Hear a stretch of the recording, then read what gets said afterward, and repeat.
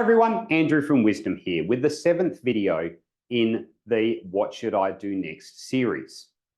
And we've worked through effectively starting at what are some of the considerations that you need to be thinking about before even thinking about what your next property deal looks like.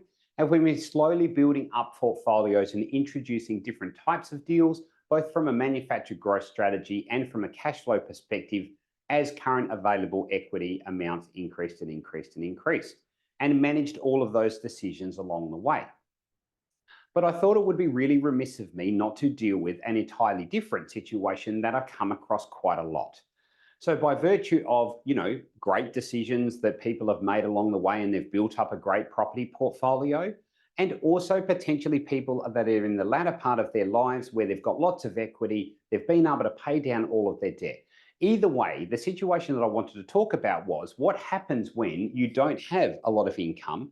Now, income of zero doesn't necessarily mean zero, but what it does mean is that either you are carrying so much debt in your existing portfolio that traditional lending options aren't available to you. So in other words, you've done borrowing calculators, you've worked with some finance strategists, you've gone and seen your bank, and essentially all of them have said, look, you can't really even afford the debt that you've got based on the current servicing calculators. So you aren't in a position to be able to go and buy another property. Or alternately, as I said, you could be later in life, and as a result of that, you're no longer working. You might have some superannuation pension income and other things, but effectively from a borrowing perspective, you don't have a lot of borrowing power. But as I said previously, you have been able to build up a ton of equity, either in your principal place of residence or across a multi-property portfolio. It may even be as cash in the bank. Well, if you're in that situation, what is the right type of deal or a potential type of deal that you could be looking to do next? And believe it or not, there are a ton of different deals that you could be doing. So the first thing I would say to you is don't despair. Just because traditional lenders say you can't borrow any money, it doesn't actually mean that you can't move forward in your property journey. So first things first, of course, we can talk about all the different types of deals that we already have. Open to you is the entire world of joint ventures, vendor joint ventures, and everything else as well.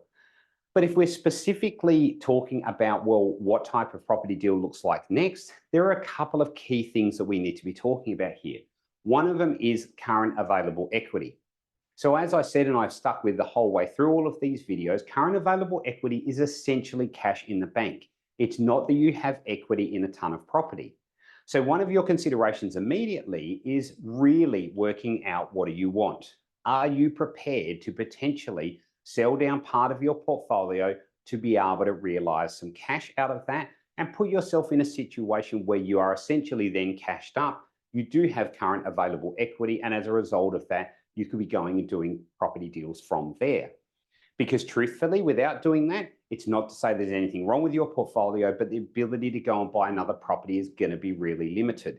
And so often I'm having a really hard conversation with people at this point about, do we need to rationalize the portfolio? So what are the properties that are sitting in your portfolio that are actually performing, and what are the properties that aren't? Equally, if you're in a low income situation, it may be a good time to be thinking about selling down some of those properties, because you are also going to be in a pretty great position to be able to handle paying some capital gains tax and other things as well there. Now, it's really important that when you do this, or if you think about selling some of your properties down, you do work through a process that I refer to as a managed discharge process. So what I mean by that is you have a great finance professional involved in that. Of course, one of the WiZDOM finance professionals could help you with this, whereby it's not just a case of you selling that property, you pay back all of the debt to the bank, and you don't actually get any of that money available in cash. If you're in a situation where you, as a lot of people are, have a heavily cross-collateralized portfolio where essentially you've got all of your lending with one or only a couple lenders, which of course isn't our recommendation for a ton of different reasons. But if it's happened that that's the way that you've built your portfolio up and that's what's going on now, you can potentially go through the managed discharge process. And essentially what that looks like is you get valuations across the entire portfolio, you can sell one of the properties in the portfolio, and because you've got tons of equity remaining in your portfolio, you don't actually have to discharge all of your debt. you might be able to retain a bunch of debt and as a result of that, receive the cash from the sale and not have to pay down debt. So through that managed discharge process, it potentially puts you in a situation where you end up with cash in the bank, you still have all of the existing debt you had otherwise, and that cash in the bank puts you in a situation where you can obviously go into the next property deal. And so for anyone that's looking at selling a property portfolio down at all, please work with great finance professionals that understand that managed discharge process, can talk you through what that would potentially look like and what potential position that would put you in to be able to move forward beyond that. Because of course, at the end of the day, if all you're doing is reducing debt by selling properties, naturally that's not a bad thing.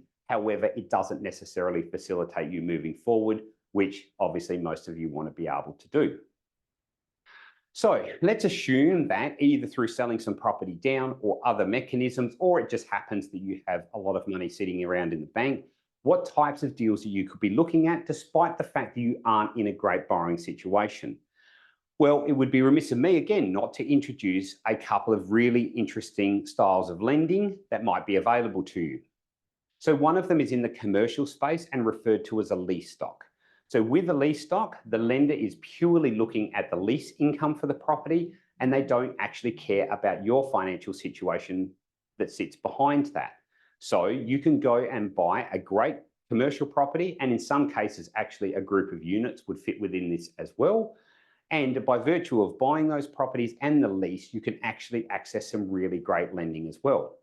So we have certainly had clients who have been in a really good cash position, but not in a great borrowing situation, who have then been able to go and buy great performing commercial properties using a lease stock to push their money in the bank as far as possible from a purchase price perspective, and they get to secure that great cash flow property, which of course improves their overall circumstance, and they're very happy with that.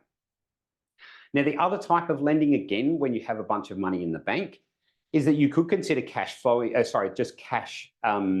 funding transactions yourself. So in other words, if you've got plenty of money, of course you could go and do a manufactured growth strategy, or you could even go and buy a cash flow property completely cash outright and not take any financing on that. I know you know that you can do that, but it's worth me talking about. Alternately, you do have different styles of lending that are available as well. So other than a lease stock, the other type of lending that is out there, and it is available to pretty much anyone, particularly where you have great deposit, is what's referred to as private money. So if you've never come across private money before, essentially this is just a semi-regulated lending environment. So it's outside of the banks and the second tier lenders. And it's a mechanism by where wealthy people are willing to lend their money on a return basis. So in other words, they really don't care about your overall income situation. What they care very much about is what asset are they receiving and how is that going to play out over time, and essentially how they're going to receive their money back over a period of time. But unlike banks, in that case, it can be that you are doing something with the property, you're improving it, you're putting it in a position to be able to refinance later, or even that you're going to be able to sell it. So a private money lender will make their decision essentially based purely off of what does my security look like and how am I going to get my money back, which is very different to traditional lending where you need to be able to demonstrate servicing capacity on a week in, week out basis. And so as a result of that, with private money, which I do have to warn you is very expensive, you are talking about 12% interest rates, you are talking about 3% in and out cost. And so as a result of that, it's certainly not cheap lending, but it is the type of lending that can potentially be available to you and can help you make a deal happen where otherwise it couldn't.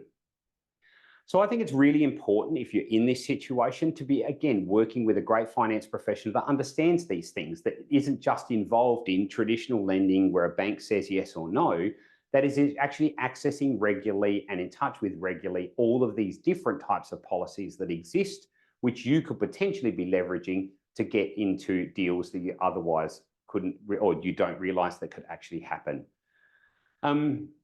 Another consideration here, particularly from a cash flow perspective, and this is a conversation that I often have with clients, is around the one and done. So what I mean by that is, again, it comes back to, well, what are you really looking to do? Because in a lot of these situations, particularly for my clients who are advanced in years, they're towards the end of their journey rather than start, the one and done conversation is really worth having. So is it a case of we're just trying to put you into a great cash flow property to be able to achieve your cash flow goals, and then you're done. And there is nothing wrong with that. I can show you tons and tons of clients where by rationalizing portfolios, then using some of the advanced lending and different types of lending available, have gone and just done that one great cash flow deal or that couple of great cash flow deals, and that's it, they're out. They've achieved their cash flow goals and they're done. And, you know, although we stay in touch with them, the reality is they're happy, they're living the lifestyle that they want, they have the cash flow that they want, and as a result of that, they're not planning on doing any further deals. So again, just a bit of a consideration here, because I do feel like, particularly if you're in that sort of where you're retired, but you have great cash available to you and you're not really sure what to do with it, I think that one and done conversation is really worthwhile having as well, because it's put a lot of people in a great situation that they've been really happy about. So, as I said to you, the rationalizing portfolio from a cash flow perspective, I think is a really important situation which lots and lots and lots of clients are in. And it's very worth talking about, well, if that's in your situation, what type of deal is right for you? What type of deal could you be looking at next? Of course, noting that, like I said earlier, joint ventures and all of those other things are absolutely still available to you, and maybe they're right for you with regard to how your journey plays out from here. So hopefully that's helpful. Again, I look forward to bringing you more videos in the near future. And as always, happy investing and bye.